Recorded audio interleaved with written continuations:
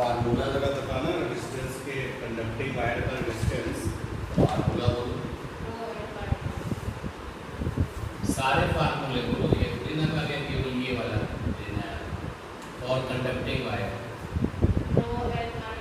Resistance capital R है, capital R is equal to है rho l by a, rho d l square by M,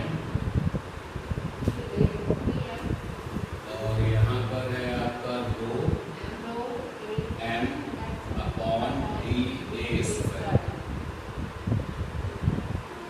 इस फार्मूले में जो आपका ए है वो क्रॉस सेक्शन एरिया है,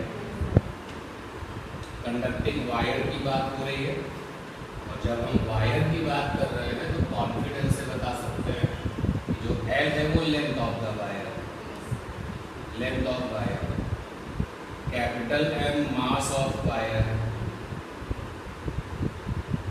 डी डेंसिटी ऑफ वायर,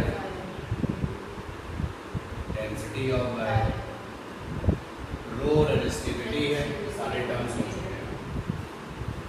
तो देखिए यहाँ पर जो कॉन्सेप्ट है कि टेम्परेचर चेंज करेंगे, when temperature change take place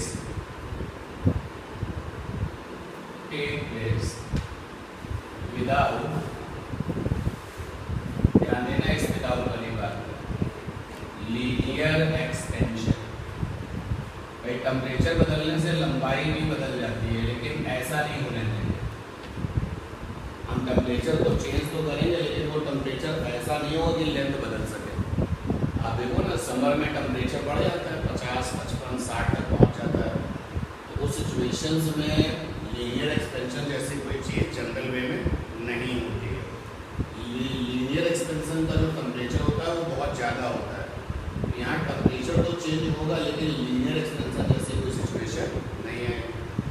when temperature change take place without linear expansion, अब बताइए मुझे क्या चीज़ बदलेगी और क्या चीज़ नहीं बदलेगी। एल नहीं बदलेगा, ए फॉर एरिया नहीं बदलेगा, ये लेंथ आ गया, इसमें कोई चेंज आना नहीं है। एरिया में आपका रेडियस और डायमीटर छिपा होता है, तो लीनियर एक्सपेंशन का मतलब होता है लेंथ वाली कोई चीज़ बदल जाए, एक डायमेंशन जो है बदल जाए। तो अगर रेडियस भी बदलती है तो भी क्या कहा जाएगा, लीनियर एक्सपेंशन। लीनियर एक्सपेंशन तो होना नहीं है, एरिया भी नहीं बदलेगा, और डी फॉर डेंसिटी ये नहीं बदलेगा, क्योंकि डेंसिटी जो है वो टेम्परेचर के साथ बदलती है। सॉलिड के केस में डेंसिटी का टेम्परेचर के साथ उतना चेंजेस नहीं आता, ऑलमोस्ट कैसी रहती है, कांस्टेंट। मतलब अगर कोई आपसे बोले नहीं डेंसिटी तो बदल जाती है टेम्परेचर के साथ, वो सही कह रहा है, डेंसिटी टेम्परेचर के साथ बदल जाती है, लेकिन जिस टेम्परेचर पे हम हैं वहाँ लीनियर एक्सपेंशन नहीं हो रहा है। गैसों में और लिक्विड्स के केस में डेंसिटी टेम्परेचर के साथ में जल्दी बदलती है, लेकिन सॉलिड के केस में हल्का फुल्का टेम्परेचर अगर चेंज होगा डेंसिटी पर कोई फर्क नहीं पड़ता, और हल्का फुल्का अगर टेम्परेचर चेंज होगा तो मान लो लीनियर एक्सपेंशन होगा, तो ये डेंसिटी भी नहीं बदलेगी। और क्या नहीं बदलेगा, कैपिटल एम नहीं बदलेगा। अब आप कह रहे हो कि रो नहीं बदलेगा, यही बच के रहेगा, एल नहीं बदलेगा, ए नहीं बदलेगा, डी नहीं बदलेगा, मास नहीं बदलेगा, रो बदलेगा। क्यों बदलेगा रो, देख लेते हैं। रो जो है वो चेंज होगा, रो चेंज विद टेम्परेचर। अब इसको एक्सप्लेन करते हैं कि रो में टेम्परेचर के साथ चेंजेस क्यों आएंगे, समझ लीजिए। रो का जो ओरिजिनल फार्मूला है वो क्या, m upon n e square tau. यहाँ पर m जो है इलेक्ट्रॉन मास है, ये बदल नहीं सकता, चाहेंगे भी तो भी नहीं बदल सकता। स्मॉल n जो है free electron density, unit volume में कितने फ्री इलेक्ट्रॉन्स हैं, ये भी बदल नहीं सकता क्योंकि मटेरियल की प्रॉपर्टी पे डिपेंड करता है।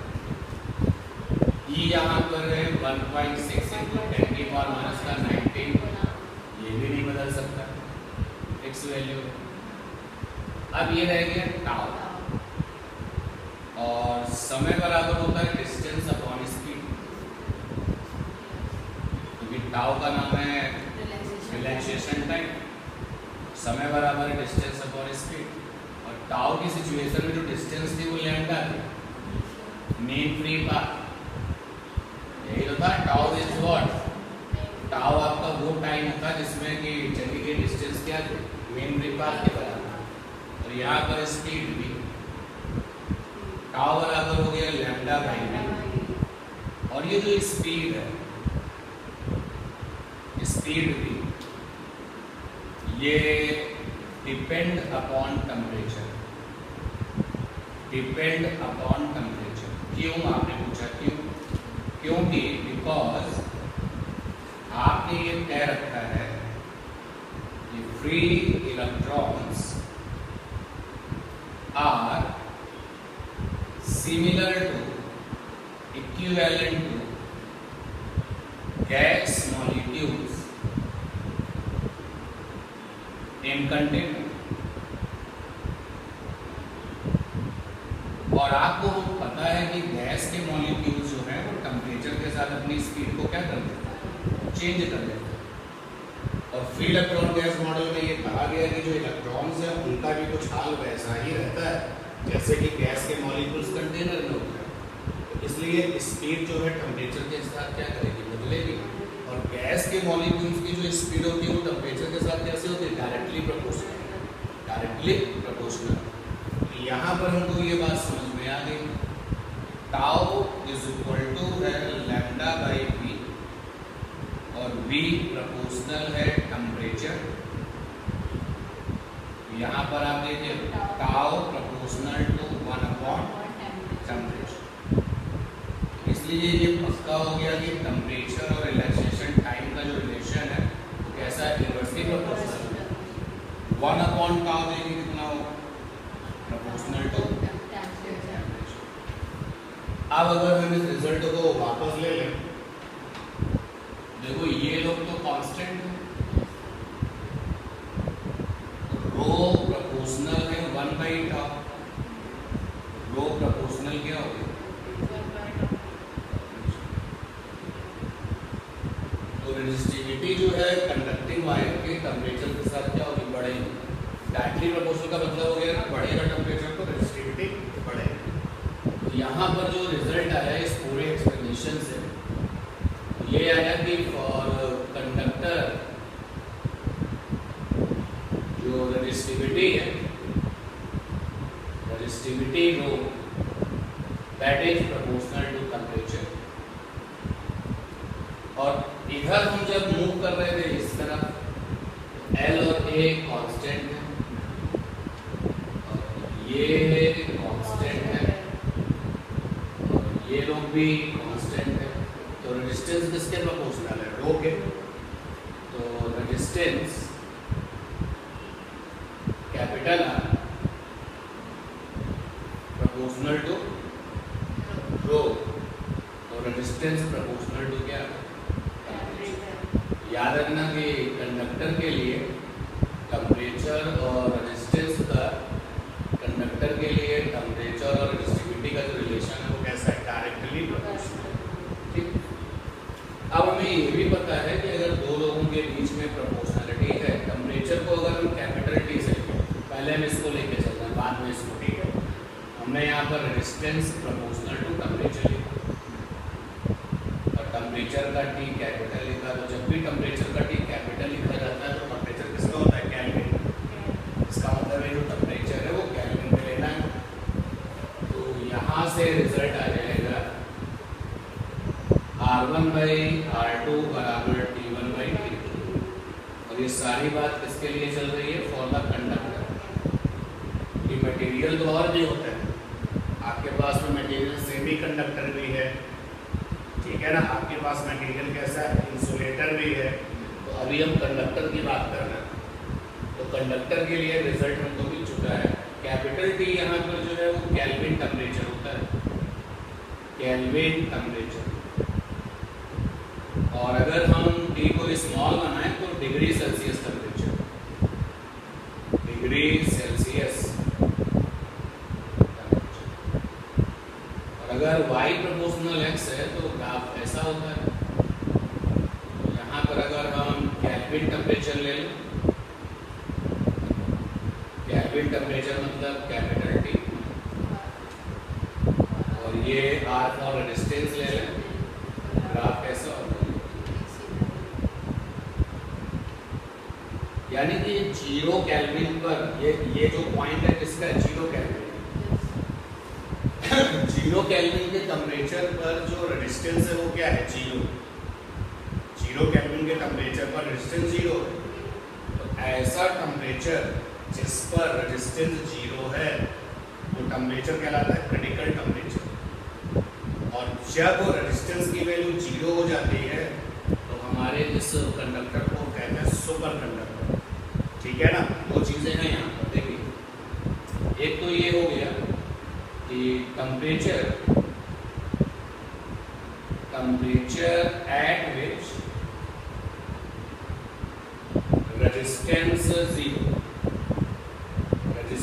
Is 0 called critical temperature. तो यहाँ पर हम देख पा रहे हैं कि जो क्रिटिकल टेम्परेचर की जो वैल्यू है वो 0 केल्विन है, 0 केल्विन। और करस्पॉन्डिंग जो आपका मटेरियल है वो बन जाता है सुपर कंडक्टर। यानी कि क्या लिख सकते हैं, मटेरियल विद 0 रेजिस्टेंस,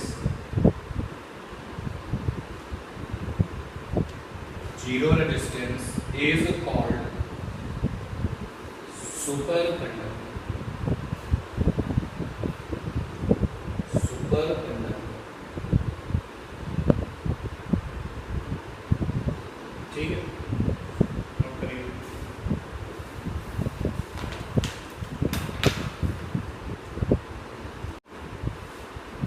रिजल्ट आपका यही रहेगा, ये इसी से वो फार्मूला बनेगा। इसमें अगर आप परसेंट वाला फार्मूला बनाना चाहें तो बन जाएगा percentage delta R by R, उधर percentage delta capital T by capital T.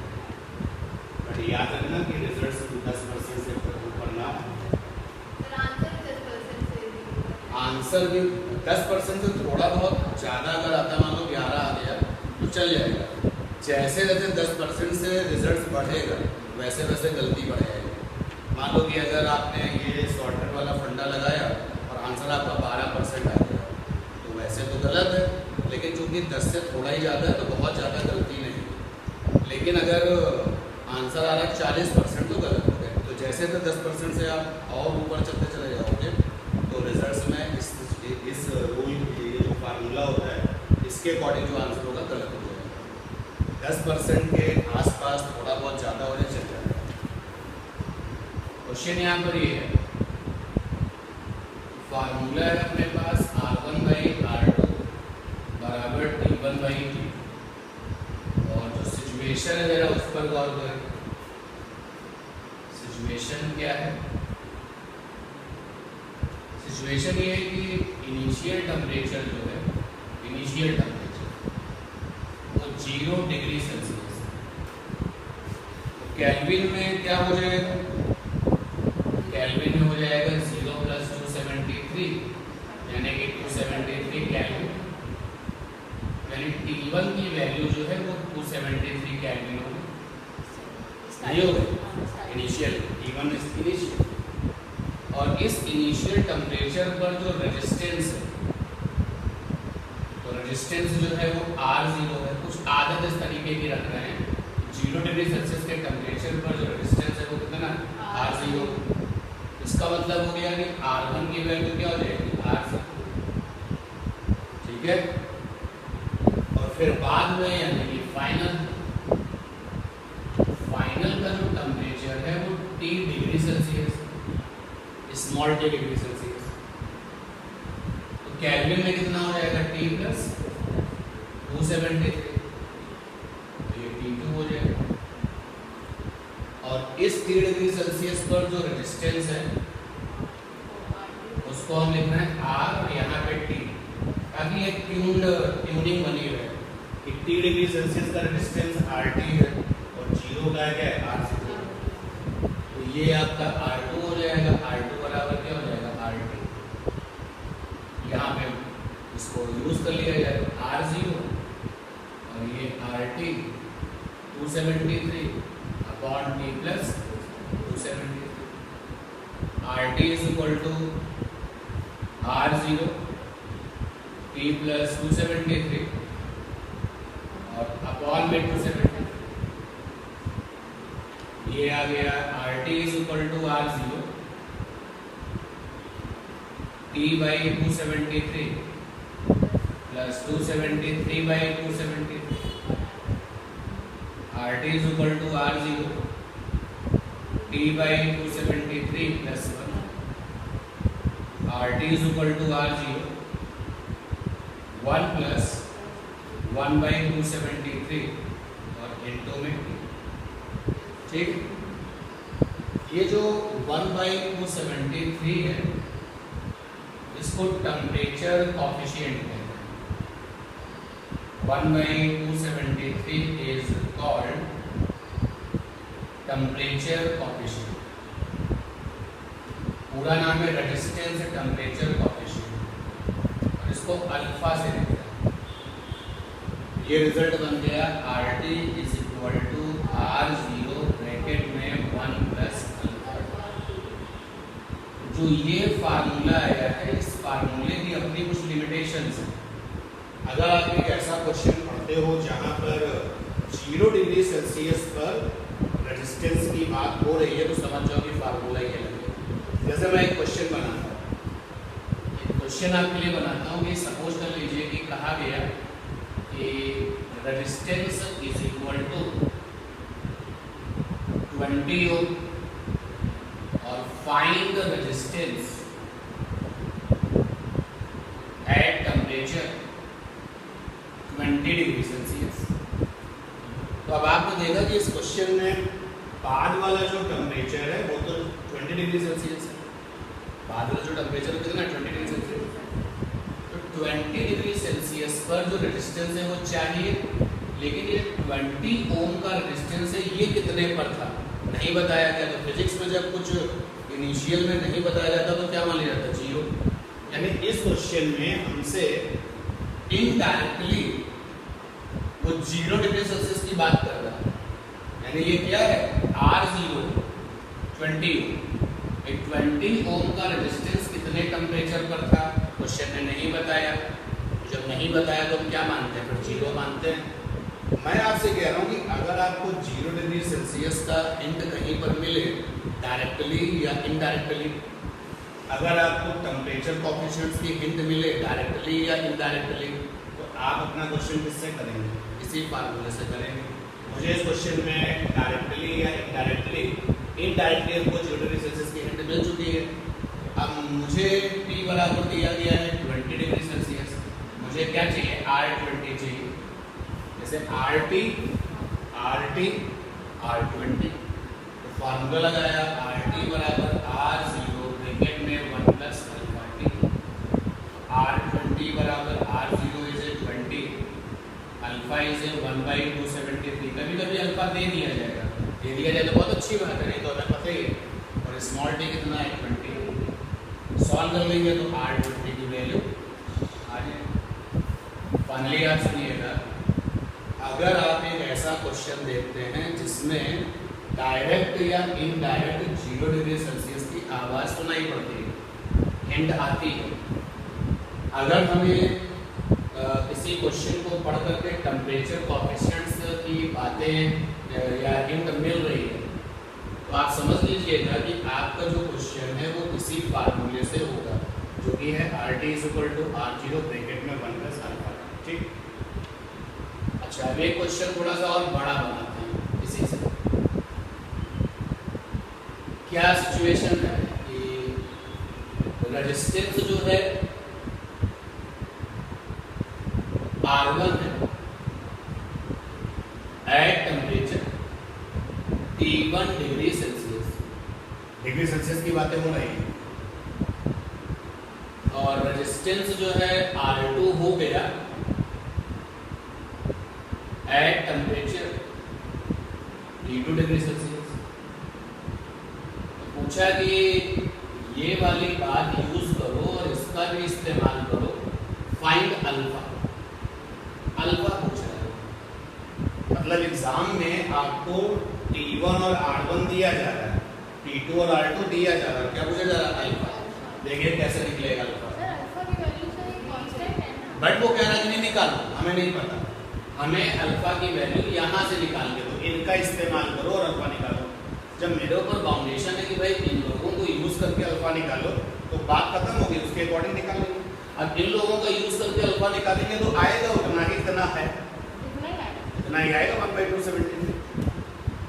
याद रखो कि अल्फा की वैल्यू बहुत छोटी आती है, तो 1/273 को जब आप अपना कैलकुलेटर से सॉल्व करना बहुत छोटे से वैल्यू आएगी, तो इनका भी यूज करके अल्फा अल्फा की की वैल्यू छोटी ही आएगी। वैल्यू। चलिए निकालते हैं कैसे, ये वाला फंडा उठा लिया अपन। RT is equal to R0 bracket में 1 प्लस अल्फा टी। इस फंडे को मैंने इसके लिए लगाया, R0 1 प्लस अल्फा T1। जब टेम्परेचर T1 है तो रेजिस्टेंस कितना है? R1। इसके लिए भी लगाया, तो R2 बराबर R0 ब्रैकेट में 1 प्लस अल्फा T2। अब देखो ना, जब टेम्परेचर T2 है तो रेजिस्टेंस कितना है? R2। और फिर हमें अल्फा चाहिए, हमें पूरी प्रॉब्लम में R0 नहीं दिया गया, दोनों को डिवाइड करो, R1 बाई R2, R0 से R0 कैंसिल हो जाएगा, 1 प्लस अल्फा T1 और 1 प्लस अल्फा क्रॉस मल्टीप्लाई करो, R1 plus R1 alpha T2 और R2 plus R2 alpha T1। अब अल्फा वाले एक तरफ, बाकी सब दूसरी तरफ, R1 alpha T2 R2 alpha T1 is equal to क्या होगा? R2 माइनस अल्फा कॉमन ले लो,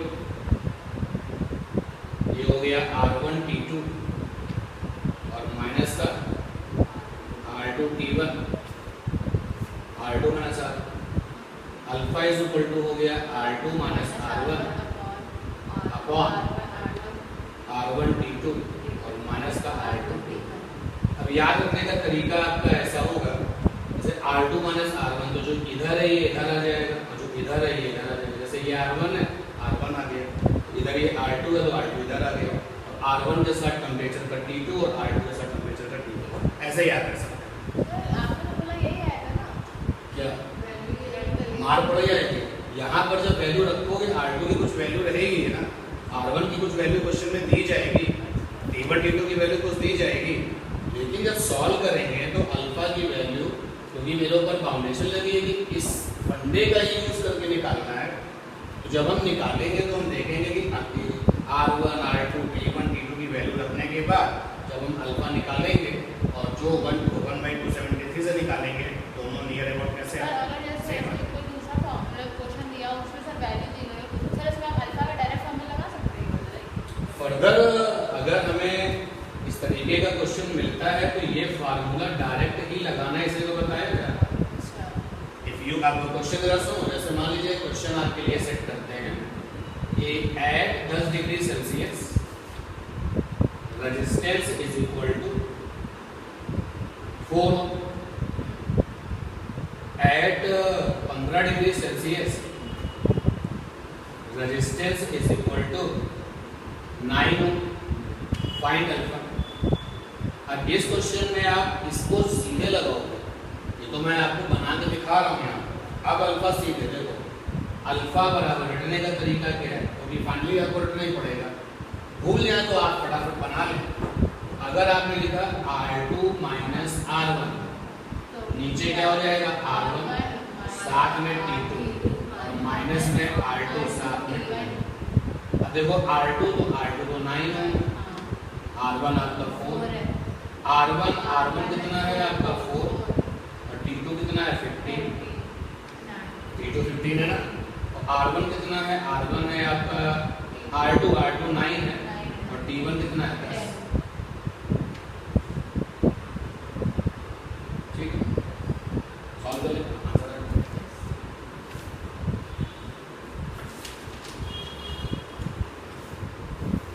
अब एक क्वेश्चन यहाँ पर जरा देखो, यहाँ पर जो अल्फा है वो कैसा है, नेगेटिव आ गया।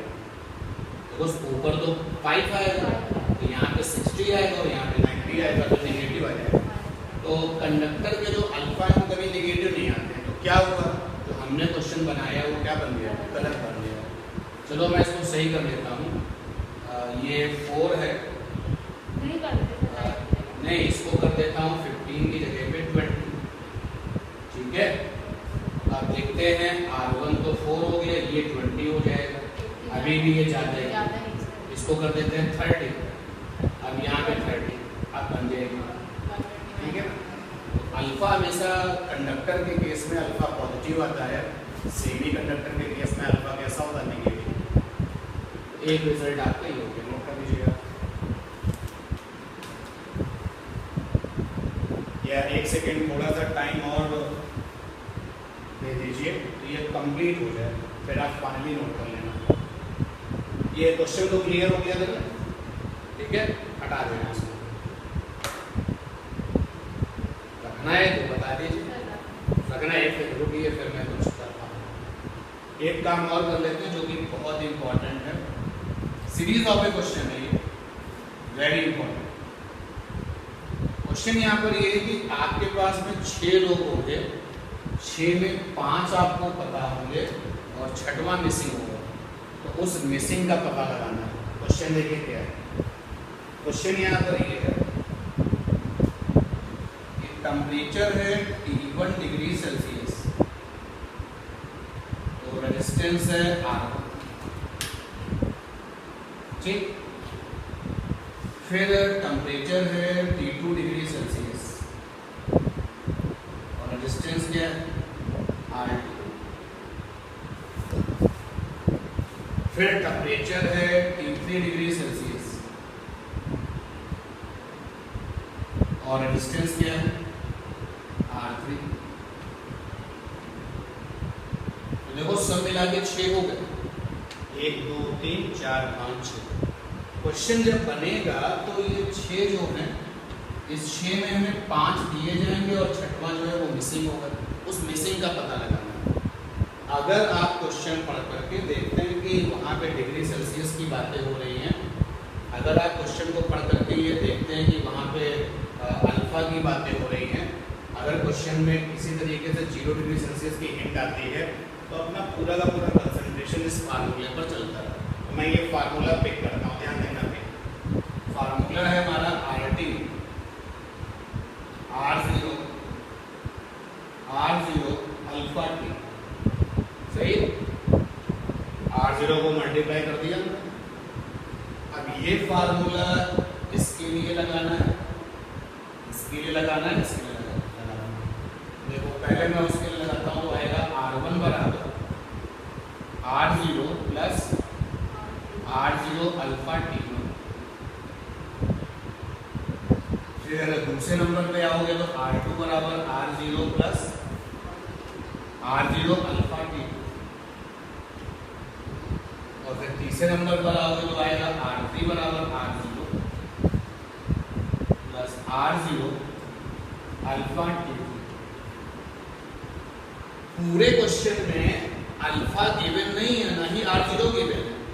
तो मैं इन पूरे क्वेश्चन में 1 2 3 4 5 6 में 5 लोगों के बारे में पता, 6वां क्या मिसिंग है। तो जो मिसिंग है उसका पता कैसे करेंगे, ये लड़ाई चल रही है। जो मिसिंग है उसका पता कैसे करें, तो देखो उसी के लिए मैं रिजल्ट फ्रेम कर रहा हूँ। जैसे मैंने ये रिजल्ट फ्रेम लिया, आपने इस क्वेश्चन में सीधे अप्लाई कर दिया। सिमिलरली जो रिजल्ट यहाँ से फ्रेम होगा, आप क्वेश्चन में डायरेक्टली अप्लाई करोगे। ध्यान देना, अगर हम इन दोनों को सब्ट्रैक्ट करें, R1 माइनस R2, R0 बढ़ जाएगा, R0 अल्फा क्या होगा, कॉमन अंदर रह जाएगा, जिसमें T1 माइनस T2। और फिर अगर हम इन दोनों को सब्ट्रैक्ट करें, ये हो जाएगा R2 माइनस R3।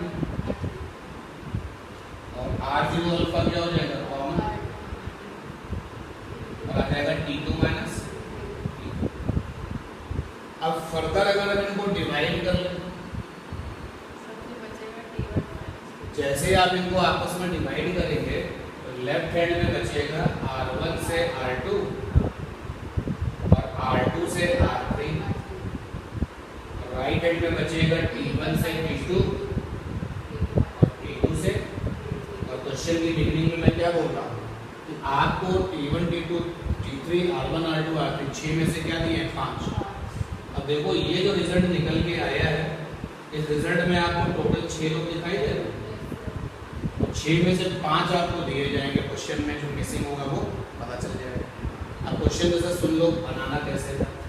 मान लीजिए हमने क्वेश्चन लिया कि 4 डिग्री सेल्सियस पर रेजिस्टेंस 10 ओम और 10 डिग्री सेल्सियस पर रेजिस्टेंस 50 ओम। तो बताओ 20 डिग्री सेल्सियस पर कितना होगा रेजिस्टेंस। ये क्या हो गया T1 और R1, ये क्या हो गया T2 और R2, ये क्या हो गया T3, R3 गायब है, निकल आएगा, कंप्लीट हुआ ये आपका रेजिस्टेंस। अगर ऐसे में सर सिग्मा पूछ लेते, सिग्मा कहाँ से आया? अरे सर पाई अल्फा अल्फा क्या, अगर अल्फा पूछ लेते तो हम जो है ये कंप्लीट इंफॉर्मेशन हमारी चल रही है T1 R1 T2 R2 sir नहीं तीनों में इसी में पूछते हैं। नहीं, तीनों की हेल्प से अल्फा कैसे निकलेगा? अल्फा तो 2 लोगों के पेयर से कनेक्टेड है। अगर आपने देखो ये लोग तो आपके पास में रेडीमेड में है, अल्फा निकाल लो और जब तुम ये R3 निकाल लोगे इनकी हेल्प से भी आप निकाल लोगे। जब तुम इसको ऊपर वाले को छोड़ोगे ये बनेगा T1 R1 T2। किसी 2 लोगों की इंफॉर्मेशन मिल जाएगा, अल्फा मिल